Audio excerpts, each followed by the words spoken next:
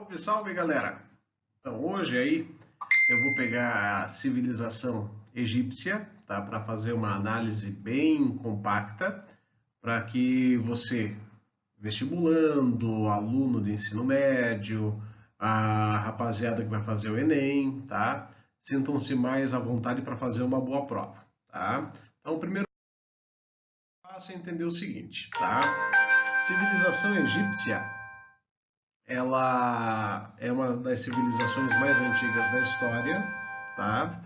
E como sendo uma das civilizações mais antigas da história, nós temos a sua história vinculada a um momento entre aproximadamente 4.000 anos antes de Cristo até a perda da independência egípcia, quando da conquista romana, no final do século I, também antes de Cristo, tá? Essa imagem aí do século XIX é uma fotografia tirada pela família imperial brasileira em 1871, quando da viagem do Dom Pedro II, da sua a esposa, a imperatriz Teresa Cristina, pela região do Oriente Médio, passando logicamente pelo Egito. Tá? Aqui, gente, vamos continuar. O primeiro passo aqui é entender onde fica a civilização egípcia. Tá? Ela fica localizada, tá? Aqui na região nordeste do continente africano, tá? Às margens do rio Nilo, tá? Conforme consta ali no desenho que eu acabei circulando para vocês, tá? No mapa aí em questão.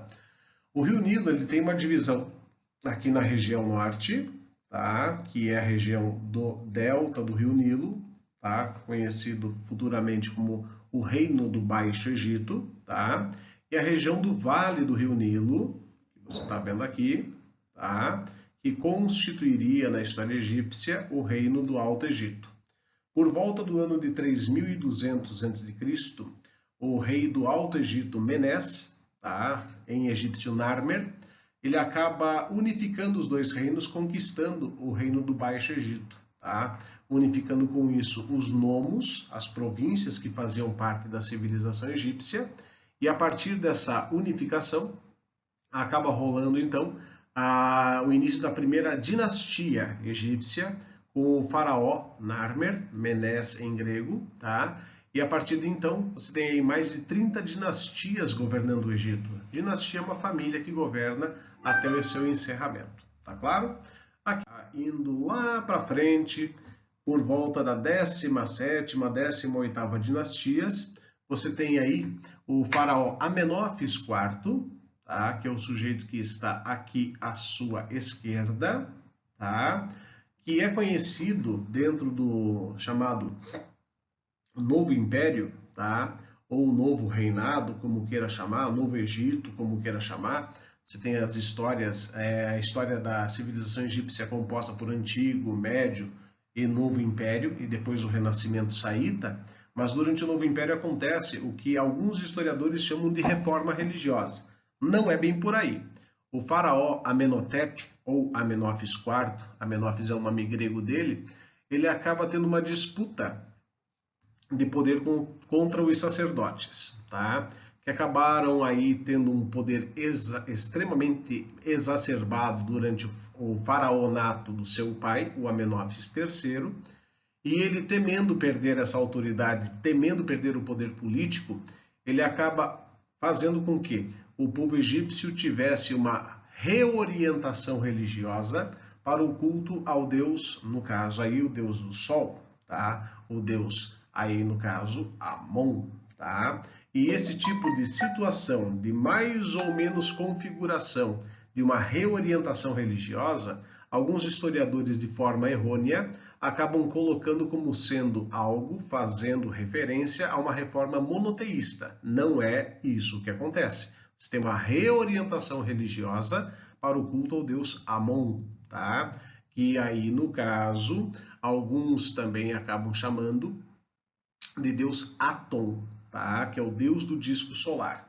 Esse novo tipo de culto acaba diminuindo o poder dos sacerdotes e aumentando com isso o poder do faraó em questão. Mas a reforma não tem, ou a reorientação religiosa acaba não tendo o impacto que ele gostaria que tivesse, uma vez que com o tempo isso aí acaba morrendo na casca, tá? O próximo faraó, que conta-se como sendo Tutankhamon, antes Tutankhaton, acaba não dando sequência ao que o seu pai fez. Beleza? Aí, gente, você tem a grande contribuição na história egípcia, que são aí as grandes construções, as construções que aí a gente chama de obras faraônicas, por causa da dimensão, né? No Antigo Império, você tem aí a construção da Esfinge de Gizé, ou de Giza, e das 3 grandes pirâmides atribuídas aos faraós Quéops, Quéfren e Miquerinos. A Esfinge, por exemplo, ela teria sido responsabilidade do faraó Quéfren, tá? O segundo dos 3, filho de Quéops. Ao fundo você vê a pirâmide de Quéops, tá? Nessa outra imagem, você veja um outro ângulo, a pirâmide de Quéops lá ao fundo, tá? Aqui próximo à Esfinge de Gizé, você tem a pirâmide de Quéfren, tá? E fora do ângulo, a pirâmide de Miquerinos, tá? Aqui você tem as 3 grandes pirâmides. A Esfinge ficaria ali ao lado da pirâmide de Quéfren, tá? Tem aí Quéops ao fundo, Quéfren no meio e Miquerinos aí no primeiro plano, beleza? A construção das pirâmides despertou uma série de situações, de tentativas de explicação, algumas bem equivocadas, até alienígenas entraram na parada, tá? Mas o fato é que elas foram construídas a partir do quê? Do encaixe das pedras em meio a grandes piscinas feitas, tá? E essas grandes piscinas feitas acabaram facilitando o transporte e a colocação de pedras extremamente grandes e muito pesadas, logicamente, tá? Aí um outro ângulo das pirâmides, tá? A pirâmide de Quéfren, que é uma das 3 maiores, mas não é a maior de todas, é essa aqui, a de Quéops, com 150 metros de altura, absurdamente gigante para os padrões da época, até hoje é uma construção muito grande, tá? E quase 200 metros de lado. Aqui um esquema básico de como é que seria uma pirâmide por dentro, tá? Aí você tem a entrada da pirâmide, tá? Aqui que você pode ver, tá? Aí você tem as câmaras internas, a câmara do rei, tá? Onde ficariam aí as suas posses pessoais, o seu próprio corpo e por aí vai, né? Aqui, fotografias da entrada de turistas na pirâmide de Quéops, tá? Aqui o tamanho das pedras dá para ser verificado, tá? Aqui, para se ter noção da altura da pirâmide, tá? Aqui a galera escalando, né? Um grupo de turistas russos fazendo russice, tá? Aí a galera fotografando a pirâmide de Quéfren a partir da pirâmide de Quéops, tá? Olha só, para se ter uma noção do tamanho da construção, tá? Bem de boa aqui, né? Aqui, na parte religiosa, a crença na imortalidade da alma, né? Que passa por diversas literaturas de caráter religioso, entre elas o Livro dos Mortos. Aqui um trecho do Tribunal de Osíris, tá? E o julgamento da alma de um aqui, para você ter uma ideia, texto na prática. Eu vou deixar aqui exposto para vocês, para que você consiga aí ler de boa no vídeo o que é ponto a ponto. Aconselho, inclusive, você pausar o vídeo caso tenha alguma forma de dúvida. Você tem aqui em branco, deixa eu poluir o rapaz aqui, a alma do morto, sendo levada por Anubis. Aqui, o julgamento, né, das ações, colocando-se um coração de um lado e uma pena de ganso do outro. O morto sendo levado até Osíris, que vai dar o veredito final, se o morto, a alma dele pode ou não ser digna de conviver junto com os demais no mundo dos mortos. Aqui, alguns dos principais deuses egípcios, tá? Osíris, Ísis, Horus, Tote, Ra, Sete, Amun, Tá, né? Hathor, Sekhmet e por aí vai. Na sequência ali teria Anubis e por fim Ísis, né? Desculpe, Nut. Tá? Então você tem aí cada um dos deuses com a sua função, com a sua finalidade. Tá? Aqui, outro trecho do Livro dos Mortos, só que esse aqui, o rito diante da tumba, né? Sendo levado aí o morto já configurado para Osíris e o seu mundo dos mortos. Aqui alguns amuletos egípcios que eram colocados junto ao morto.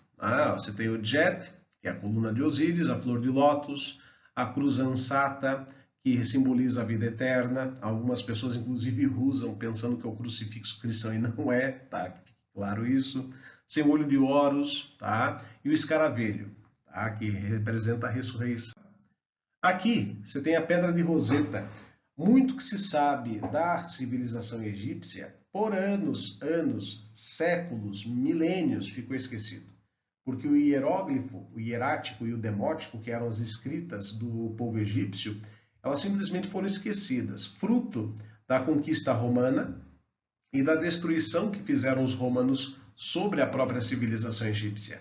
Então, morreu praticamente a história egípcia. O que acontece? A galera lá acabava tendo as pirâmides, mas, sincera e honestamente, não se sabia o que era, o que significava aquilo. Bom, construções gigantescas, mas o que era, ninguém tinha noção, exceto por relatos orais, confiáveis ou não. Lembro que, além da conquista romana, o povo egípcio passou a fazer parte dos domínios árabes.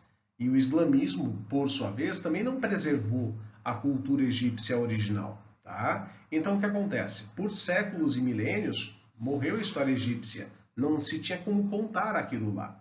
Aí, durante as campanhas de Napoleão no Egito, acabou se descobrindo uma pedra, a pedra de Roseta. Tá? E essa pedra foi levada à Europa. Tá? E lá na Europa, em território francês, começou uma questão de estudar o que estava ali escrito naquela pedra. Tá? E o francês que aparece aqui ao lado, Jean-François Champollion, em 1822, portanto, mais de 20 anos depois da campanha napoleônica ao Egito, ele consegue decifrar, deduzindo que o que estava escrito em grego na pedra era o que estava escrito também em hieróglifo acima. E aí começa a se estudar e ele decifra a escrita egípcia. Essa decifração acaba dando origem à egiptologia, uma ciência que estuda especificamente o Egito. A pedra retratava um decreto de um faraó dos tempos helenísticos, Ptolomeu VII. Aqui, no caso, as três escritas egípcias, o hieróglifo, a mais antiga e considerada sagrada, o hierático e o demótico, aí à sua direita. Aqui o escriba, que era uma profissão extremamente útil e ao mesmo tempo importante na civilização egípcia, já que os escribas eram as únicas pessoas que de fato sabiam ler e escrever. Por vezes nem o faraó sabia. Tá? E Tote acaba sendo o deus desses escribas. Então, só para ter uma ideia da importância da profissão, da função, até um deus específico para isso esses caras tinham. Tá? Processo da mumificação, extremamente peculiar porque ajudava a preservar o corpo. A alma era considerada imortal, então era necessário se preservar o corpo para que o egípcio, ao retornar do mundo dos mortos, tivesse acesso à sua forma anterior em vida. Tá? E junto com o morto, você tem os pertences que são colocados junto à cama. Tá? Aí um exemplo do faraó Tutancâmon e o seu sarcófago, com várias camadas. Tá? Aí você tem múmias preservadas no Egito, datando isso aí dos anos 90, devido a uma descoberta arqueológica. E aqui, há quase 100 anos atrás, o simpático Edward Cavernon acaba descobrindo a tumba de Tutancâmon, essas descobertas à frente, tá? Que alguns pertences pessoais e tesouros do faraó Tutancâmon, tá? Preservadíssima a tumba dele, descoberta em 1922. Tá aí, ó. Você tem vários pertences que foram depois jogados, né? Aí o próprio arqueólogo fazendo o seu trabalho. Tá? E aí detalhes da tumba do Tutancâmon.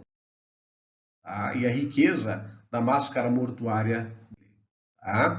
Aqui o trono onde sentava o próprio Tutancâmon, um trono esse que foi junto para sua tumba como pertence pessoal. Beleza?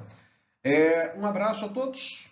Curta o vídeo, compartilhe com seus amigos, colegas e etc. Tá? E curta o canal, inscreva-se no canal. Um abraço.